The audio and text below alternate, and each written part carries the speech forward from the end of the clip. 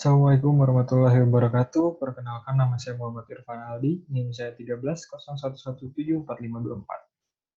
Di sini saya akan menjelaskan tentang dampak perkembangan teknik informatika terhadap pengembangan bisnis.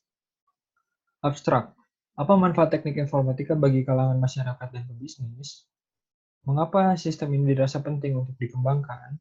Dan bagaimana cara kerja sistem ini? Pendahuluan. Kurangnya pengetahuan masyarakat akan sistem berbasis online ataupun sebuah sistem informatika membuat kurangnya pemanfaatan akan informasi. Selain melakukan pengenalan terhadap masyarakat dalam bentuk promosi, tujuan utama adalah membuat sebuah aplikasi atau website yang dapat memudahkan seorang dalam berbisnis dan juga mengembangkan pengetahuannya dalam teknik informasi ini. Kemudian latar belakangnya. Kurang dikenal suatu usaha biasanya karena usaha tersebut jarang didengar atau diketahui oleh masyarakat. Dengan ini dibutuhkan iklan dengan jenis virtual atau dimaksud dengan iklan online. Lalu di sisi lain, banyak terjadinya kesalahan karena manusia. Kecurangan pada karyawan, yang mana hal ini hal yang menjadi alasan dibuatnya aplikasi ini. Topik dan batasan. Sistem informatika yang dibuat untuk menunjang usaha ini dapat berupa sebuah aplikasi atau jaring website. Dalam aplikasi website ini terdapat beberapa menu utama seperti penjualan, stok barang, stok order, maupun COGS. Di mana menu penjualan dan menu COGS merupakan menu yang sudah fix berdasarkan data yang direkap, tidak dapat diubah secara manual oleh karyawan terkecuali oleh pengusaha. Menu penjualan. Bagian ini berfungsi untuk mencatat setiap transaksi yang ada pada mesin kasir yang telah terhubung secara online. Bentuk membutuhkan paket data, di mana mesin kasir ini harus support dengan paket data karena akan melakukan pengiriman melalui jaringan internet, yang kemudian akan disimpan di database untuk diolah data-data tersebut. Yang kedua adalah menu stok barang. Menu ini berkorelasi dengan menu penjualan dan menu order. Karena pertambahan karena pembelian stok, pengurangan karena adanya penjualan, dan berpengaruh pada jumlah yang ada di stok barang ini. Jadi di sini korelasinya menu yang diorder itu akan berpengaruh pada penjumlahan yang ada di stok, kemudian menu transaksi yang nantinya akan menjadi sebuah pengurangan pada menu stok, di mana tandanya barang yang keluar akan menjadi barang yang berkurang. Menu order barang. Menu order barang berisikan fitur di mana kita dapat memesan kebutuhan toko. Ketika toko sudah mulai habisan stok, maka disinilah saatnya kita memanfaatkan menu tersebut. Pada menu ini terdapat daftar nama item, harga, dan juga text box yang berfungsi sebagai inputan berapa banyak jumlah yang dipesan. Jadi nanti pada menu order barang ini ada salah satu yang dapat kita inputkan, yaitu jumlah banyaknya barang yang akan kita pesan. Kemudian COGS. Menu COGS merupakan sebuah menu yang berfungsi sebagai fungsi pemantauan, di mana pengusaha dapat memantau bisnis secara sederhana dan singkat, agar pengusaha dapat mengetahui kira-kira penjualan apakah yang harus ditingkatkan, penjualan apakah yang harus dipertahankan, dan penjualan manakah yang sudah stabil. Jadi di sini dapat dipantau manakah yang sudah stabil, manakah yang harus dipertimbangkan, ataukah harus ada menu baru, dan manakah menu yang tetap bisa dipertahankan.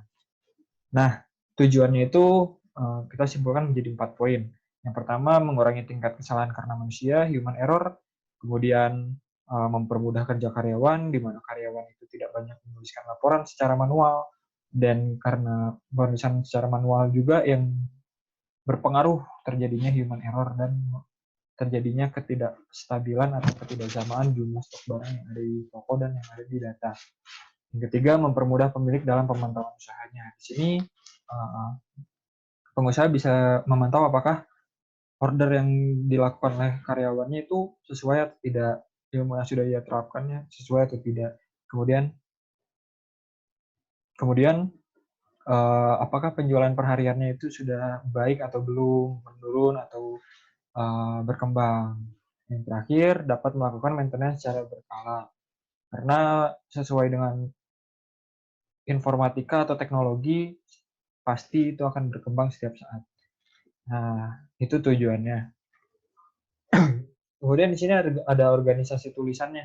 Tujuan pertama mengacu pada pengujian pertama dan akhirnya akan menghasilkan sebuah kesimpulan pertama Begitu pula dengan tujuan kedua, pengujian kedua, kesimpulan ketiga, dan seterusnya.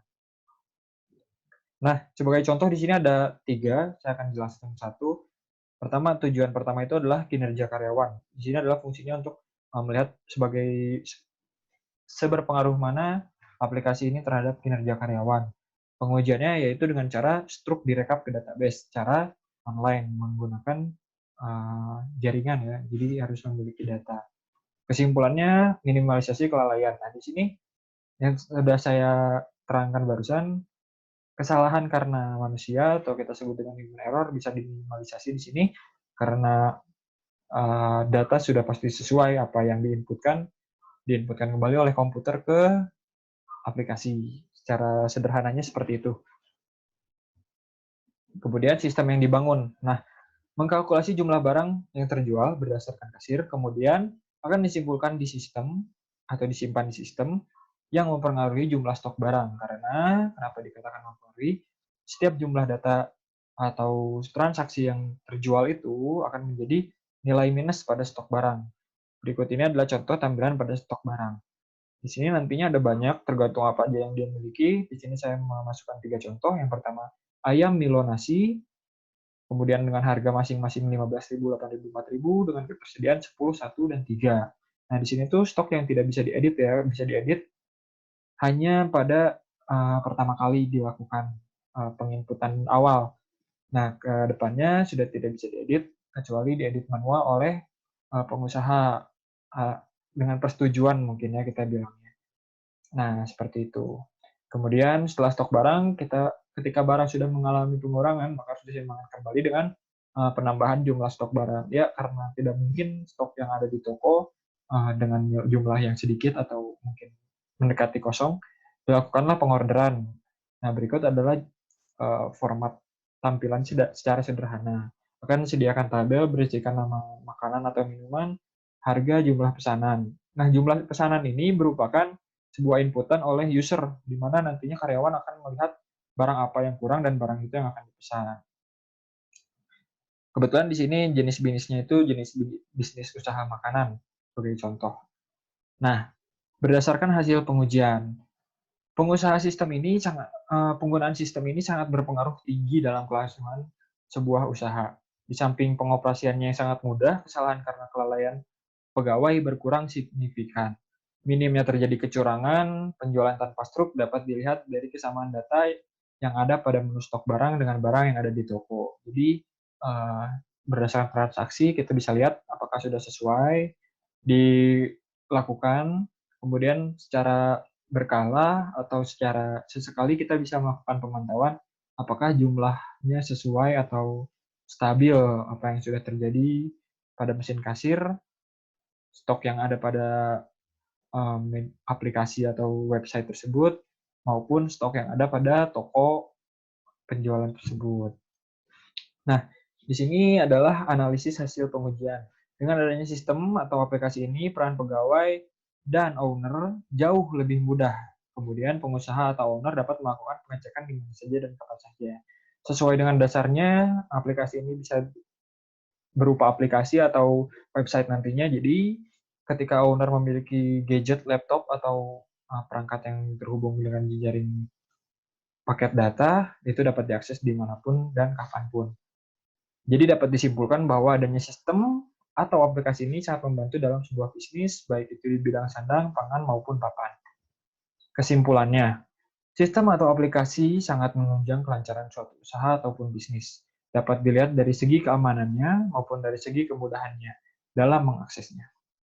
Mempermudah komunikasi antar penjual atau owner dengan pembeli atau penyedia barang jualan pihak kedua.